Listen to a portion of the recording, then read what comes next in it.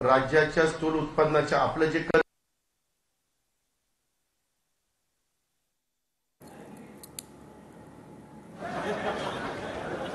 तर इथे उद्धव ठाकरे आणि मुख्यमंत्री देवेंद्र फडणवीस समोरासमोर या ठिकाणी आले होते। देवेंद्र फडणवीस उद्धव ठाकरे यांनी नमस्कार करून या ठिकाणी निघालेले आहेत।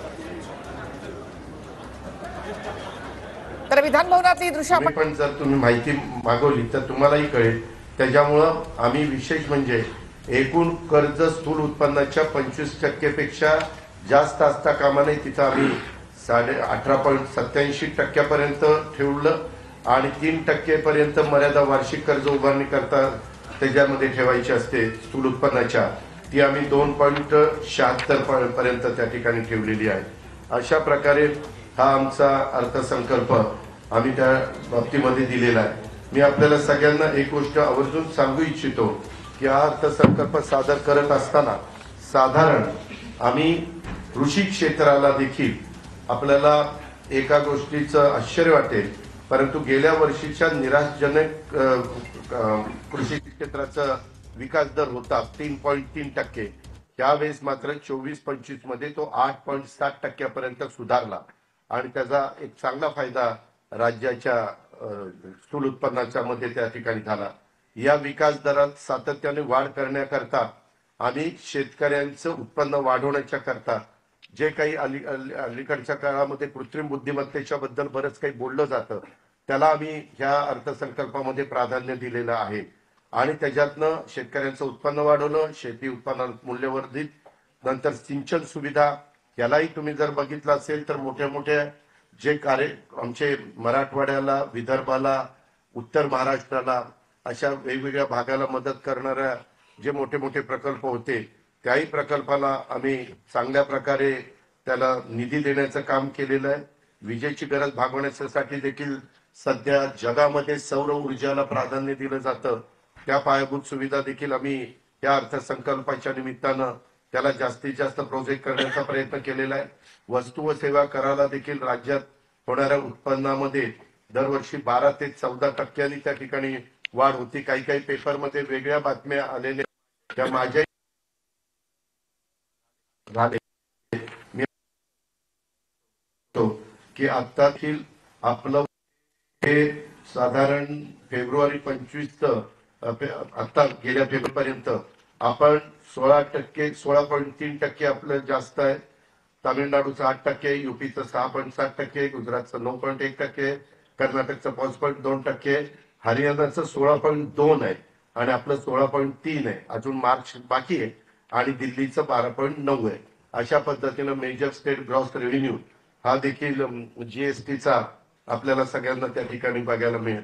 हे सगळं करत असताना आम्ही थोडासा काही टॅक्स वाढवलेला आहे, परंतु तो वाढवत असताना साधारण सर्वसामान्य माणसाला त्याचा कुठला भार पडेल ज्याची ऐपत आहे कर देण्याची अशांच्याकडनं तो काढण्याचा प्रयत्न आम्ही केलेला आहे। त्याचबरोबर त्यावेळेस आम्ही अजून एक योजना, ही अभय योजना आणलेली आहे। माझ्या आतापर्यंत वेगवेगळ्या सरकारांनी 3 अभय योजना आणलेल्या होत्या, जे आपल्या पूर्वी सेल टॅक्स होता वगैरे ते असताना।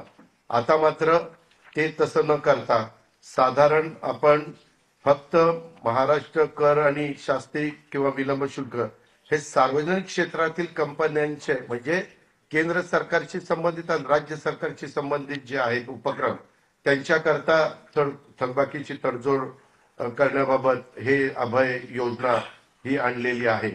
त्याचबरोबर आम्ही त्याच्यामध्ये जे काही केलेलं आहे त्याच्यात एक चांगला त्या अभय योजनेमध्ये फायदा होईल असा आमचा अंदाज आहे आणि त्याच्यामुळे जाणीवपूर्वक हे केलेलं आहे। आम्ही जे काही बाकीचे दर जे सीएनजी एलपीजी वाहनांवरचे वाढवलेले ते इतर राज्यांच्या तुलनेने आपले आज देखील कमीच आहेत। इलेक्ट्रॉनिक वाहनावर मुख्यमंत्र्यांनी असं सांगितलेलं होतं की 30 लाखाच्या वर वाहनं ही जरा श्रीमंत लोक घेत असतात तर त्याच्यावरच आपण तो टॅक्स त्या ठिकाणी लावा। 30 लाखाच्या आतल्या ई व्हेकलला आम्ही कुठल्याही प्रकारचा टॅक्स हा लावलेला नाहीये। ही पण तशा पद्धतीनं एक सर्वसामान्य माणसांना दिलासा देणारी अशा प्रकारची आहे। त्याच्यामध्ये वेगवेगळ्या प्रकारे आम्ही यावेळेस मात्र आमचं पूर्वी काय होतं, महाराष्ट्रामध्ये जे क्रेन्स, कॉम्प्रेसर, प्रोजेक्टर, एक्सकॅव्हेटर्स हे विकत घ्यायचे, त्यांना जे काही पैसे द्यावे लागायचे ते टप्प्याटप्प्याने द्यावे लागायचे. तुम्हाला आठवत असेल पाठीमागच्या काळामध्ये तुम्ही आम्ही जी वाहनं वापरतो लाईट मोटर व्हेकल, त्यांचाही दरवर्षी जाऊन टॅक्स भरावा लागायचा, परंतु नंतर ते बंद केलं आणि एक रकमी केलं. तसं आता ते वाहन विकत घेत असतानाच आम्ही एक रकमी टॅक्स लावायचा निर्णय घेतला आणि त्याच्यामध्ये 7% दराने तो लागू करण्याचा निर्णय केलेला आहे. आम्ही माहिती आजूबाजूच्या राज्यांची घेतली, त्यात गोवा पण वन टाइम टॅक्स लावतो, तामिळनाडू पण वन टाइम त्याचा 9%, तामिळनाडूचा 8%, कर्नाटकचा असाच 6-7%, राजस्थानचा 8.5% आणि 7%. अशा पद्धतीनं आपण मात्र त्याच्यामध्ये 7% टॅक्स लावलेला आहे. असं साधारण म्हणजे जिथं कुठं आपल्याला टॅक्स लावून काही उत्पन्न वाढवता येईल तोही प्रयत्न राज्य सरकारने केलेला आहे. आणि आम्ही अर्थसंकल्प सादर करत असताना ज्या मूलभूत महत्वाच्या गोष्टी आहेत त्याला आम्ही अतिशय महत्व हा देण्याचा प्रयत्न केलेला आहे. म्हणजे विकसित भारत, विकसित महाराष्ट्र या सूत्रानुसार विकास चक्राला गती देण्याच्या करता हा अर्थसंकल्प यंदाचा महायुतीच्या सरकारने जनतेच्या समोर ठेवलेला आहे.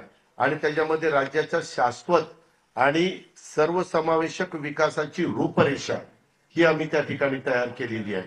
त्याच्यामध्ये केंद्र सरकारच्या वेगवेगळ्या ज्या काही योजना आहेत त्याचाही जास्तीत जास्त बेनिफिट कसा आपल्याला करून घेता येईल याकरता देखील आम्ही एक वेगळी यंत्रणा त्या ठिकाणी निर्माण करतोय. आणि केंद्राच्या बिनव्याजी 50 वर्षाच्या मुदतीनं 1.25 कोटी रुपये ते यंदा वेगवेगळ्या राज्यांना मिळून देणार आहे. त्याच्यातनं पण जास्त हिस्सा हा आपल्या राज्याला कसा मिळेल अशा प्रकारे आमचा सगळ्यांचा प्रयत्न त्या ठिकाणी राहणार आहे. तुम्ही जर बघितलं तर आम्ही रस्ते मग वेगवेगळे असतील, म्हणजे राज्यमार्ग असतील, आमचे विडीआर असतील, ओडीआर असतील, ह्या सगळ्या वेगवेगळ्या प्रकारच्या रस्त्यांना आणि काही काही बाबतीमध्ये